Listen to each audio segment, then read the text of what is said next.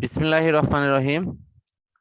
আমাদের অনলাইন শিক্ষা কার্যক্রমে আমরা মাধ্যমিক শ্রেণীর পদার্থবিজ্ঞানের আলোর প্রতিফলন নিয়ে আলোচনা করছি।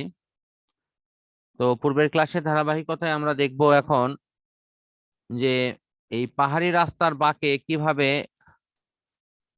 একটি গাড়িকে দুর্ঘটনার হাত থেকে এই সমতল দর্পণ যদি আমরা রাস্তার পাশে স্থাপন করি তাহলে এটি কিভাবে রক্ষা করে। আমরা এখানে কল্পনা করছি যে দুটি গাড়ি দুই দিক থেকে আসতেছে।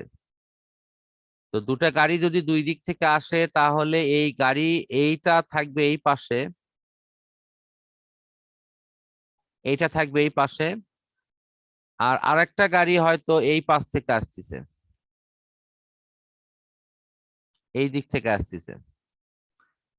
এখন এই যে দুটা গাড়ি যে পরস্পরের দিক থেকে আসতেছে, এই দুইটা গাড়ির কিন্তু দৃষ্টি সীমা কোন দিকে থাকবে। একদম সোজা করে যদি তীর চিহ্ন দেই তাহলে এই দেখো এই গাড়িটা এই পর্যন্ত দেখতে পাবে, সে কিন্তু ওই অপর দিক থেকে যে গাড়ি, এই গাড়ির তো কোনো অস্তিত্বই সে খুঁজে পাবে না। আর এটাকে যদি আমি সমান করে তীর চিহ্ন দেই একদম সোজা করে, একদম সোজা করে, তাহলে সে কিন্তু এই জায়গার দৃশ্য দেখতে পাবে। এখন দুই গাড়ি পরস্পরের দিকে আগে আসতেছে। আমাদের কাজটা হলো এই জায়গাতে যদি আমরা একটা দর্পণ স্থাপন করে দেই, এখানে এই জায়গাতে যদি একটা দর্পণ আমরা এখানে স্থাপন করে দেই, তাহলে এই দুই গাড়ি যখন পরস্পরের কাছে আগে যাবে, দুইজনেরই দৃশ্য কি এই দর্পণের মধ্যে ফুটে উঠবে না?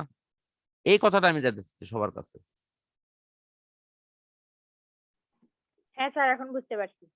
তাহলে দর্পণের মধ্যে যখনই তোমার এই ছবিটা দেখতে পাবে, তখন এই গাড়ির ড্রাইভারও দেখিচ্ছে যে না অন্য দিক থেকে একটা গাড়ি আসছে, আবার অপোজিট গাড়ির ড্রাইভারও কিন্তু দেখিচ্ছে যে না তার উল্টো দিক থেকে আর একটা গাড়ি আসছে।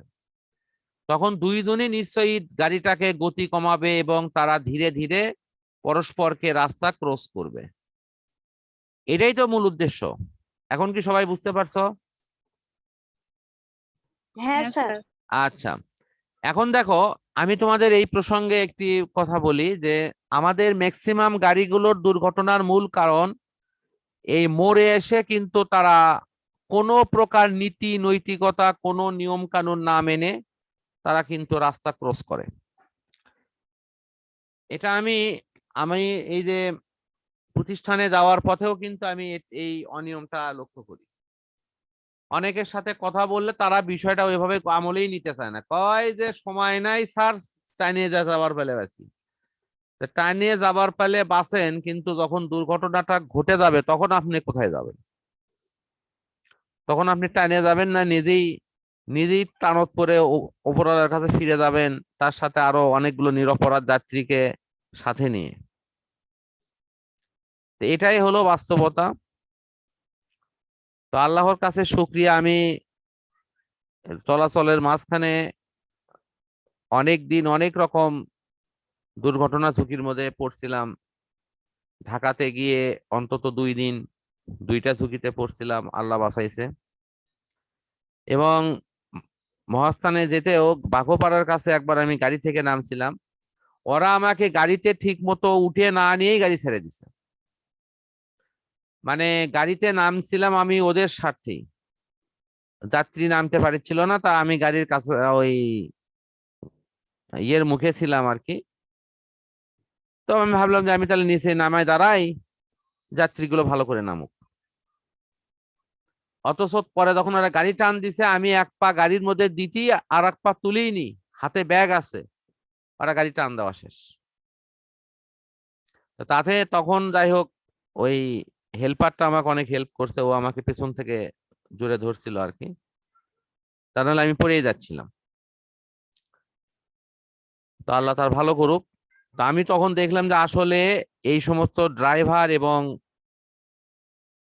এক শ্রেণীর চালক, আমি সবাইকে দোষারোপ দেব না, তারা আসলে নীতি নৈতিকতা তাদের খুবই কম, এবং তারা কোনো প্রকারের এই বিষয়টা নিশ্চিত হতে চায় না যে যাত্রীগুলো ঠিকঠাক মতো উঠছে কিনা, অথবা আমার এখন গাড়ি ছাড়ার সময় হয়েছে কিনা। তো যাই হোক, আসলে দুর্ঘটনা প্রত্যেকের জীবনের জন্যই একটি ভয়াবহ অভিজ্ঞতা, এবং আমরা দোয়া করি যেন আল্লাহ তাআলা আমাদের সেই অভিজ্ঞতার মুখে যেন পড়তে না হয়। আরো বেশ কিছু দুর্ঘটনা থেকে আল্লাহ তাআলা রক্ষা করেছেন, এই জন্য আল্লাহর শুকরিয়া আদায় করছি। তো আমরা একটু পড়াটা দেখছি আবারও। তোমার এই যে বইটা দেখাচ্ছিলাম, এখন তোমরা এই দৃশ্যর সাথে একটু কল্পনা করো, এই দৃশ্যটাও কিন্তু সেই পাকা রাস্তারই দৃশ্য।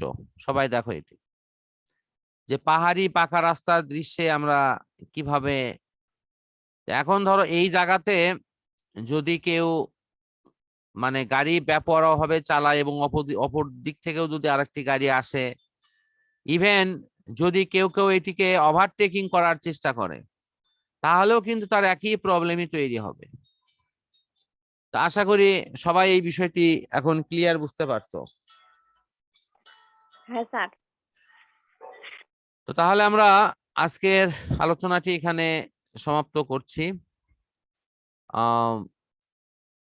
তোমাদের বইয়ে যে তথ্যগুলো আছে এই তথ্যগুলো তোমরা একটু মিলাইয়া পড়ে নিও,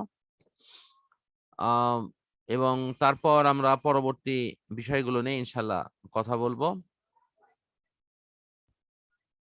তো আজকের এই দর্পণের ব্যবহার নিয়ে যে 2 পর্বের 2টি ভিডিও আমি এখানে উপস্থাপন করলাম, সেই ভিডিওগুলো তোমরা পরপর দুটেই দেখলেই তাহলে কিন্তু এই বিষয়টি পরিপূর্ণ হবে। তো পরিশেষে সবার সুস্থতা কামনা করে আমি শেষ করছি। এরপরে আমরা অন্য টপিকস নিয়ে পরে কথা বলবো ইনশাল্লাহ।